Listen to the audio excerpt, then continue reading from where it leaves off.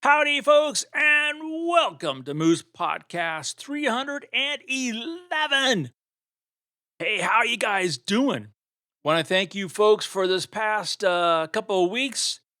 The podcast, it just keeps going up, a digit here, a digit there, but, it really makes me feel good to see that you folks are out there not only getting something out of this podcast. I know that because of the emails you send in, but you also help spread the word. Keeps getting a little bit bigger all the time. I have no desire to be in the top. I just wanted to keep reaching as many folks as I can, trying to help as many as I can move your photography forward using the best tool possible, the one between the ears. So I really am grateful for you stopping by and spreading the word. Thank you. I also want to thank my good friends, Bedford Camera, bedfords.com, the sponsor of the Moose Podcast. Keep them real busy. If you aren't aware or haven't signed up, not going, PhotoCon's coming up. It's just a few weeks away. Gonna have some great speakers there, like my good friend Joe McNally and a bunch of other very talented, inspired, passionate educators who want to help you as well move your photography forward. And Bedford's is very much part of the Nikon Z Trade Up event. It ends here, I think, like the beginning of October. It's a great way to move your photography forward by, even though they're great glass, getting some of that F mount stuff traded in for some great value on Z mount. After spending 2 weeks in Australia with that Z 400 4.5, for example, I'm here to tell you that is the most amazing lens I've shot with. I think it's probably sharper than my 800 5.6. It's gorgeous. So to get involved with that, make sure you reach out to Bedford's because along with that trade-in value, you're going to get that Moose discount. Moose. That's the discount. So thank you, Bedfords.com, for sponsoring the Moose Podcast. Want to get right into this week's episode. Light on light. You might be wondering, what am I thinking about now? Well, let me tell you. Working in the dark shadows of a rainforest in Australia, started thinking about light. I've gone into the mine shafts outside of Yuma chasing bats. I've gone to Northern Lights up in Alaska. I've gone down to the equator and seen light at Costa Rica. I mean, I've experienced light probably about as many different ways as a human can. And I'm still here to tell you it's a mysterious thing that, well, literally lights up our world. With that said, the lack of understanding of light, especially how it can move heartstrings and change attitudes in a photograph, is important as ever, and seems to have the biggest void with photographers than I have seen. And I would like to kind of change that. I would love to put some light on light in a podcast with no images. See if I can't help you move that ball forward. I'm gonna start with, the word photograph. Um, you go and do a quick search in the dictionary, the old Oxford, and you look up photograph. It says a picture made using a camera, which, kind of like, yeah, we know that. But anyway, it says a picture made using a camera in which an image is focused onto the film or light sensitive material and then made visible and permanent by chemical treatment or stored digitally. So, right off the bat, photograph, definition of the word photograph, is an image focused onto a light sensitive material, be it film or a digital sensor. So, focused, light. There's a hint. Now, if we go and see the evolution of the word photograph, which I think about it a lot when I'm out there behind the camera, and I try to help others think about this. Okay. Uh, y- Quick search on that. definition. It says, although photography as we know it did not emerge until the 19th century, the word photograph evolved from the ancient Greek words phot, F O T, which means light, F O T means light, and graph, graph, meaning writing, which were combined to create the word for taking pictures, lighting, light writing. Nowadays, we take our photographs with electronic cameras recording that light. So the word photograph, light writing. I like to say writing with light.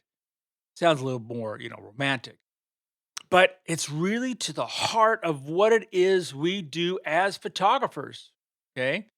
We have to write with light. Now, this will seem like an oxymoron or, just totally wackadoo, but for someone who writes as badly as I do when it comes to the English language and grammar, I tend to think I write pretty darn well with that light. So putting light on light, okay? If we were to take from the very, rudimentary write with light, idea, to do that successfully, we'd have to know things like preposition and nouns and paragraph structures and all that kind of stuff, right? If we're going to write words and assemble them on a page, there is a certain order which people expect to get that information and then be able to digest it. You think a photograph is that much different? Not to go with the, a photograph worth 1,000 words, because boy, they better be worth more than 1,000 anymore. Inflation. Anyway, if we're going to sculpt a story with a single click, shouldn't we really have, a real insight, a light on light kind of, ability to look at this and understand what's happening? So let's just talk a little bit of basics for the first. Let's get this started, okay? So when it comes to writing with light, we have, basically two tools that we use, and that's aperture and shutter speed. And combining those two, yes, there's other things involved. I'm aware of that. I'm trying to keep this really simple. If we combine aperture and shutter, we then record the value of light as we see it coming through that lens and being realized through our viewfinder. Now, just the combination of those two, aperture and shutter speed, right off the bat, a lot of photographers tend to have some questions at the very least. What's the best aperture? That used to be for so long the number one email question I received. What's the best aperture? As if there is a magic one. It's kind of like when people ask me, what's the best shutter speed for photographing, prop driven aircraft? The answer for both is the same. There isn't one magic one. Because if you're going to write with light, you have to then decide who you are, what you want to write, and then what you want the viewer or the reader to understand from what you wrote. So even putting it in basic terms, there is complication involved in this. Now we take this a little bit further. And something I love, excuse me, to point out to people, which tends to get lost or muddled in this photographic process, is this thing called exposure. I try to bring it to light in my, I know, bad pun, bring it to light in my keynote that I did for the Photoshop world a couple weeks ago. But exposure, as far as I'm concerned, and I want to encourage you to think about it this way, exposure equals emotion. Now, we could think about this in very simple terms. If we have a photograph, and we're just going to say of a person, whoever you want to have in your imagination, and we underexpose that photograph of that person, it's going to be dark, right? And then the viewer of that photograph who sees this dark photograph of a person, they're going to make possibly a number of mental assumptions. One, the person's not happy. One, the person's angry. Another, the person is in doubt. I mean, the negative connotations that come from that dark exposure almost as big as the dictionary. And conversely, if we take that same person and now overexpose the light so it's really bright, The viewer of the photograph is going to say, wow, that person's happy or cheery or things are going well. I mean, just by changing that relationship of shutter speed and aperture, we can radically change the story by evoking different emotions through that light. Now, shedding light on light goes way beyond that basic exposure. As I tell a number of my core group that the better you get at photography, the more difficult it becomes, which seems like it's backwards. But the thing is, you start knocking out these big challenges, and then you find these little challenges, which actually turn out to be even bigger than the ones you thought were big. And light on light, well, after you deal with exposure, you've got that thing called color. And when you're shooting in black and white, by the way, those are colors. So you have two of something that's plural, colors. Okay.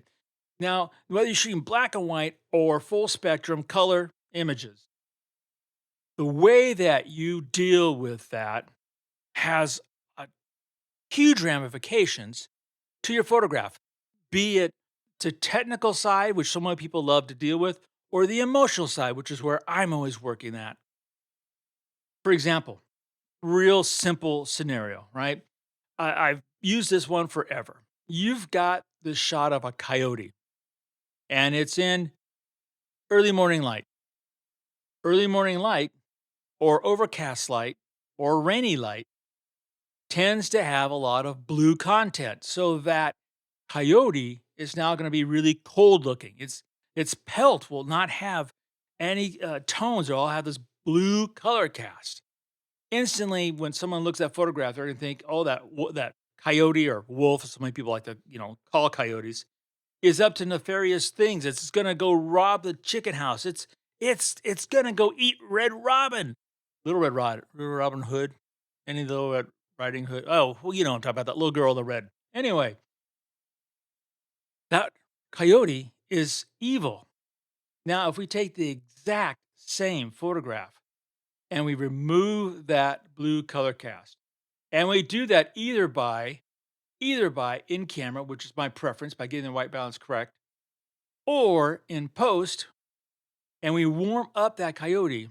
Now, rather than going in and eating Little Red Robin Hood, Riding Hood, whatever, that little girl in red, rather than going eating it, it now looks warm and it looks, cuddly.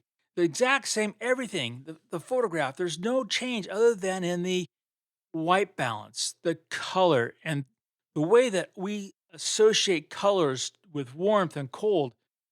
It's a biggie. It's really huge. It's really important. And it's a part of light that, oh, wow, a lot of photographers just don't have a grasp of. Now, if we were to take light and introduce something to ambient light, our obvious thing is flash. Now we're dealing with mixed white balances because we have mixed Kelvin temperatures, most likely. So if you were to introduce flash to a photograph and it got a blue color content to it, and flash, which is always going to be 5500 Kelvin, unless you put a gel on it, is warm, you can change just one aspect of a photograph by adding flash. Now, why this is really important and what got me on this little, topic is that I have been looking at a lot of photographs, especially on Vero and some other places. And I see people's foot tracks in just the light alone. They are most of the time finishing the light inappropriately for the actual light falling on the subject. And instantly it's like, oh, guess what? Somebody's messing with it. And if you want to speed up your post processing, understanding light at the point of capture makes it easier. Just working in half stops, one third stops, or one stop, whatever your favorite increment is, in the camera, and knowing how it will change can radically improve the way you finish the photograph in post, as well as do it faster. Now, on my website, it's a little bit of an old paper. It's called the Teddy Bear Exercise. And this is a simple exercise that you do with ambient and flash, understanding how by combining these two in different proportions of ambient light and flash, the effect it will have in that final photograph. Now, the reason why I put it out there is something that I do literally with every new camera body. Because every new camera body is going to have some small differences, normally improvements on the way it translates the light we see into the photograph we capture. And that is really what this is all about. Is that translation because you as the photographer have to understand how the camera translates that light information just from the technical side. And then you as the visual communicator have to be able to take that translation and you could say simulate it or translate it again into the photograph that you want it to reach out and grabs your viewers' heartstrings. And light is the most potent, direct means we have as photographers to grab heartstrings. We want to say, I mean, if you look at, for example, photographs coming from Ukraine right now, you do not see a bunch of warm and fuzzy kind of light. You see kind of cold and dramatic light. Goes with the nature of the event.